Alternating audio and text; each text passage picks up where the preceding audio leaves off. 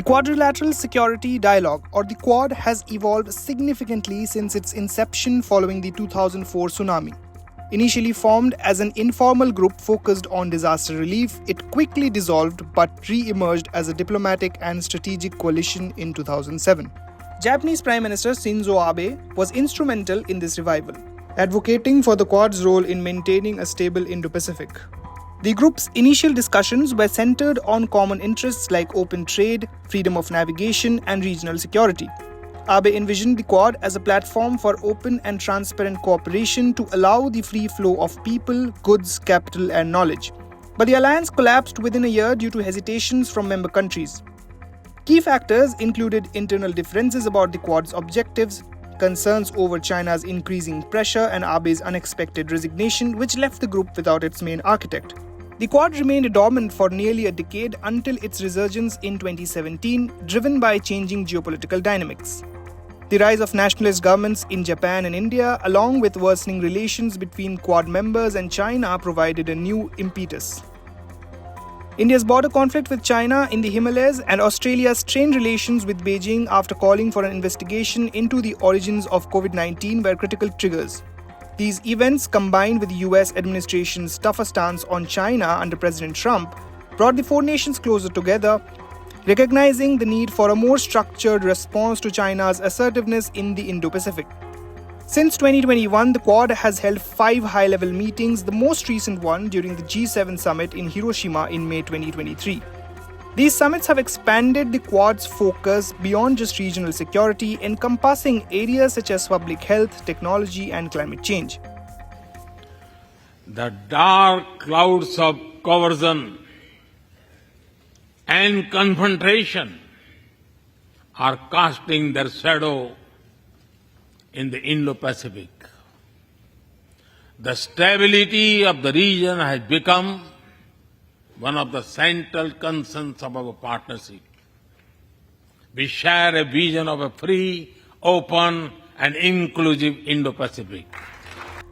The group's key achievements include the Quad Vaccine Partnership, which played a crucial role in distributing COVID-19 vaccines across Indo-Pacific nations. The Quad has also become active in infrastructure development, aiming to offer alternatives to China's Belt and Road Initiative. Through initiatives like the Quad Infrastructure Fellowships and the Quad Partnership for Cable Connectivity and Resilience, the Quad has committed to building high-quality, transparent, and sustainable infrastructure in the region. Australia, India, Japan, the United States, the Quad are 4 of the most innovative and technologically driven countries in the world. Because democratic values and open societies are what allow new ideas to flourish and foster the kinds of game-changing breakthroughs that will shape the development of our world in the decades ahead. So together we're launching a new scholarship program to support STEM students in each of our countries and strengthen the collaboration among our people. It's called the Quad Fellowship, and each year we'll bring together 100 graduate students from our 4 countries to pursue their degrees in STEM fields at universities in the United States. These efforts are part of a broader strategy to counterbalance China's influence, particularly in vulnerable nations that have become indebted through BRI projects. The Quad has also taken significant steps in addressing climate change. The launch of the Quad Satellite Data Portal, which facilitates the sharing of satellite imagery to monitor environmental changes, and the QChamp, or Quad Climate Change Adaptation and Mitigation Package, demonstrate the group's commitment to supporting green energy transitions and enhancing regional disaster resilience. These initiatives reflect a broader agenda that not only addresses traditional security concerns but also positions the Quad as a collaborative force in tackling transnational challenges. China's response to the Quad's resurgence has been predictably critical. Beijing views the group as a mechanism to contain its rise, with Chinese officials frequently condemning the Quad for promoting a Cold War mentality. Chinese diplomats have repeatedly described the Quad as a small cliché designed to provoke confrontation, with Beijing particularly wary of the group's potential to form an Asian NATO. While China has worked to downplay the Quad's significance, it remains concerned about the strategic and economic implications of this growing alliance.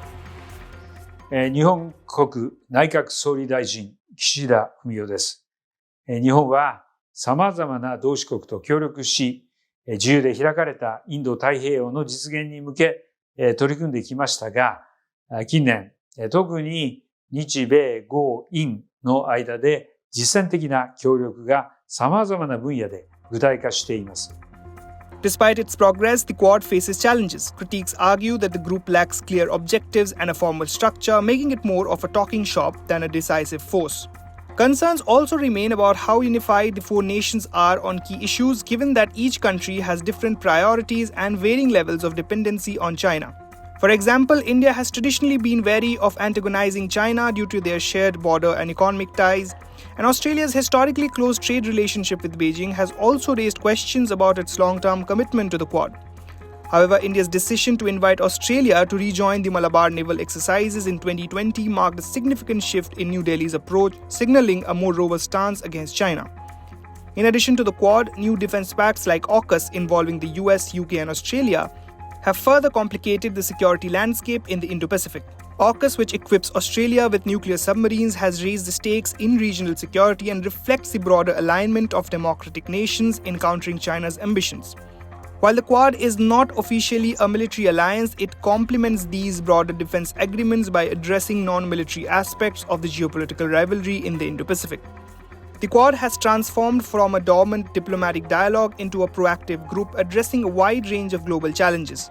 Its resurgence reflects the growing importance of the Indo-Pacific region in global geopolitics, and its activities, while framed in terms of regional stability, are largely seen as a collective response to China's rise.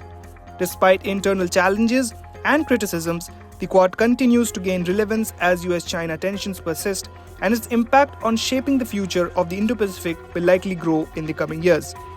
Bureau Report, India Today Global.